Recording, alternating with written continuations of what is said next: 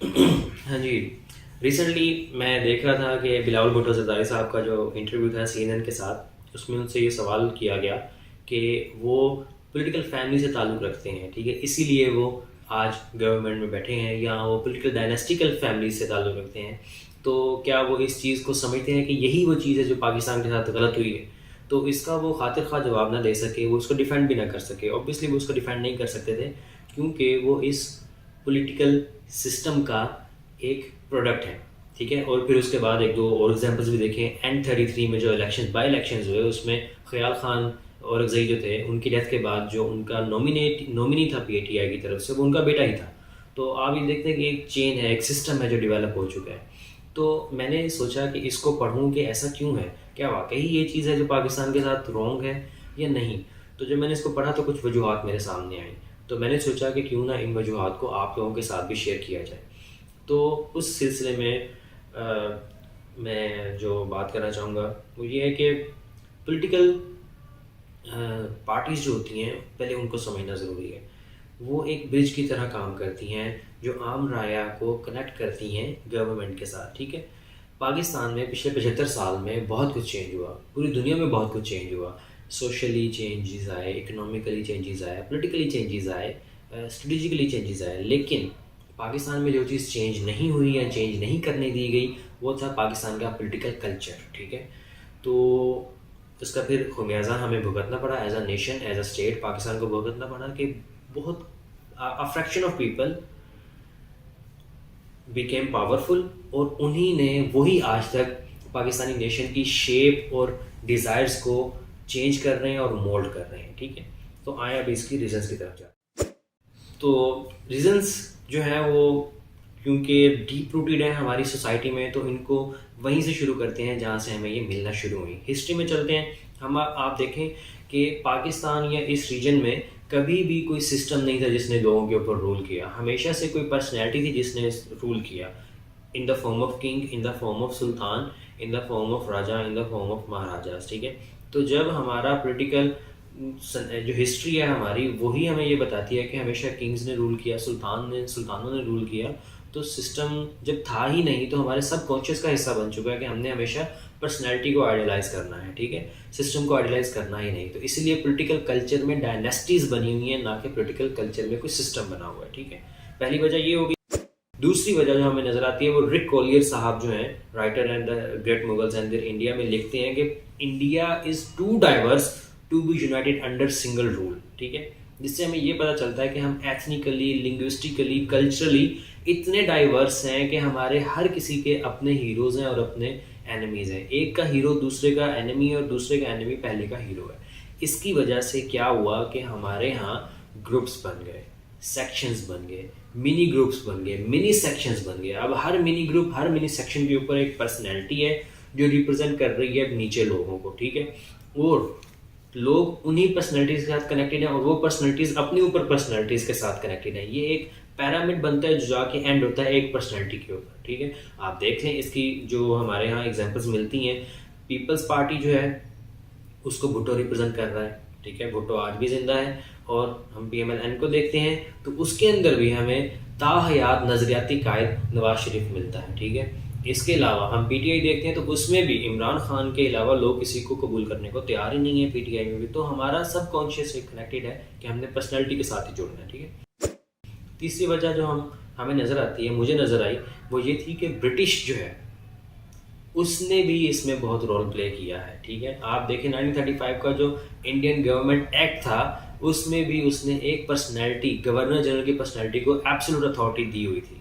मतलब जब authority linked ही personalities के साथ है, तो हम किस तरह सिस्टम को पावरफुल बना सकते थे। हमारे मतलब जो अपब्रिंगिंग थी, जो डेवलपमेंट थी डेमोक्रेटिक, वो होने ही नहीं दी ब्रिटिश ने, ठीक है?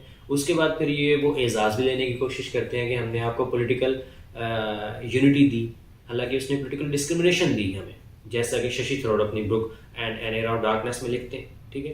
तो दी ये रीजंस थी। अब हम चलते हैं कि मतलब इसकी हमें जो फ्रूट्स मिले वो क्या। Genes and means took precedence over competence. Accident of birth जो है, it became a sure ladder to leadership. मतलब कि इससे फ़र्क नहीं पड़ता कि आप साद रफ़ीक हैं, आपने 40 साल जो हैं अपनी ज़िंदगी के दिए हैं, जेलें काटी हैं, नज़रियाती भी हैं, लेकिन फिर भी जब सीएम की बारी आएगी तो हमेशा हमज़ा शहबाज ही आएगा आगे, और अगर पीएम की बारी आएगी तो हमेशा शहबाज शरीफ और नवाज शरीफ ही आएंगे, और अगर पार्टी हेड चेयरमैन की बात आएगी तो मरीम नवाज ही आएगी। ठीक है, ऐसा नहीं होगा। एक्सीडेंट ऑफ बर्थ जो है वो श्योर लेटर बन गया लीडरशिप पे, ये हुआ, इसका ये हमें समरात मिले। ठीक है, और पॉलिटिक्स जो है वो they started to be run by personalities rather than ideas. जैसे ब्रिटिश में होता है कि आपके आइडियाज़ के डिफरेंस की वजह से पॉलिटिकल पार्टीज बनती हैं। ठीक है, वो नहीं हुआ पाकिस्तान में। पर्सनैलिटीज जो हैं उनसे लिंक्ड हो गई पॉलिटिकल पार्टीज। ठीक है, इससे हुआ क्या कि आप पॉलिटिकल पावर जो है या लीडरशिप जो है वो एक फैमिली बिजनेस बन के रह गई, फैमिली एंटरप्राइज बन के रह गई, और आप पावर सिर्फ इसलिए गेन करना चाहते थे कि आप अपने एनिमीज को टारगेट कर सकें। ठीक है, पॉलिटिकल विक्टिमाइजेशन कर सकें, या फिर आप जो है स्टेट पैट्रोनेज लेके आप अपने जो काले धंधे हैं, जो गलत काम है, उनको कर सकें। ठीक है, इसका ये रिजल्ट निकला जिसका जो हम आज भी भुगत रहे हैं। ठीक है, इसकी एग्जांपल्स ले लें आप। पीपी जो है वो हमेशा लिंक होगी लाड़काना से, और भुट्टो हमेशा जिंदा रहेगा। ठीक है, और जो पाकिस्तान मुस्लिम लीग है वो हमेशा लिंक रहेगी क्या नाम है अपना रावण के साथ, जाति उम्र के साथ लिंक रहेगी, और हमेशा जो है नवाज शरीफ के ऊपर ही आकर बात रुकेगी, उससे नहीं हटेगी। ठीक है, जाहिर बात है इसका कुछ सोल्यूशन भी होगा ऑब्वियसली, क्योंकि दुनिया में बहुत सारी नेशंस हैं जो प्रोग्रेस कर रही हैं और इस सिस्टम के, इस कल्चर के बगैर प्रोग्रेस कर रही हैं। तो सोल्यूशन क्या है इन चीज़ों का? सबसे पहले तो आप डिसेंट्रलाइजेशन करें अपनी पार्टी की, जो भी पाकिस्तान के अंदर पार्टीज हैं उनकी डिमांड करें कि आप डिसेंट्रलाइज करें। इसमें जो क्लीदी किरदार अदा कर सकता है वो ईसीपी है। क्योंकि पार्टी का एक हेड नहीं होना चाहिए जिसके अंदर सारी पावर वेस्टेड हो, जिसके पास पावर जो है वो डिस्ट्रीब्यूटेड हो। ठीक है, वर्किंग कमेटी के पास डिस्ट्रीब्यूटेड हो। ठीक है, फिर आप ऑर्गेनाइजेशनल चेंज लाएं। ऑर्गेनाइजेशनल चेंज का मतलब ये है कि जिस तरह पाकिस्तान बनने से पहले हर पार्टी की वर्किंग कमेटी होती थी और सालाना उनका सदर चेंज होता था, प्रेसिडेंट चेंज होता था, इसी तरह आज क्यों नहीं हो सकता? उसके बाद आप जो है न्यू मेंबर्स रिक्रूट करें। ठीक है, न्यू मेंबर्स जब आप रिक्रूट करेंगे तो न्यू आइडियाज़ आएंगे, पॉलिटिकल पार्टी स्ट्रेंथन हो गई इससे। ठीक है, बजाय इसके कि एक ही खानदान के अंदर सर्कुलेट करता रहे। और फिर आखिरी चीज़ जो है वो है कि कम्पिटिटिवनेस अडॉप्ट की जाए, इंट्रा पार्टी इलेक्शंस हो, पता चले कि कौन कितना काबिल है, उसकी बेस पे उसको सदारतियाँ दी जाए, उसको ओहदा दिया जाए, बजाय इसके कि वो सिल्वर स्पून लेके पैदा हुआ है तो वो लीडर होगा। ऐसा नहीं होना चाहिए। अब आते हैं हम एंड नोट की तरफ, जिसमें हमें होप्स चाहिए, होपफुल रहना है, क्योंकि हम एक बहुत यंग जो नेशन है, सिर्फ 75 साल हुए हैं हमें अभी पैदा हुए हुए, तो हमें होपफुल रहने के अलावा कोई ऑप्शन नहीं है हमारे पास। ठीक है, हमने बहुत कुछ एक्सपीरियंस करना है अभी।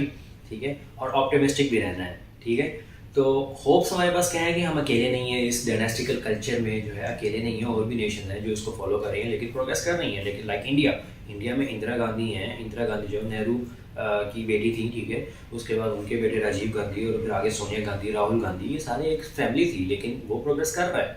ठीक है, इसके अलावा हम बांग्लादेश को देखते हैं, हसीना वाजिद हैं, वो शेख मुजीबुर रहमान की बेटी हैं, खालदा ज़िया हैं, वो ज़िया रहमान की विडोड है। श्रीलंका में देख लें, सरीमावो बंदरनायका हैं, उसके अलावा उनकी बेटी फिर आगे जो है वो चंद्रनायका कुमाराटुंगा हैं, पाकिस्तान में बेनज़ीर थी।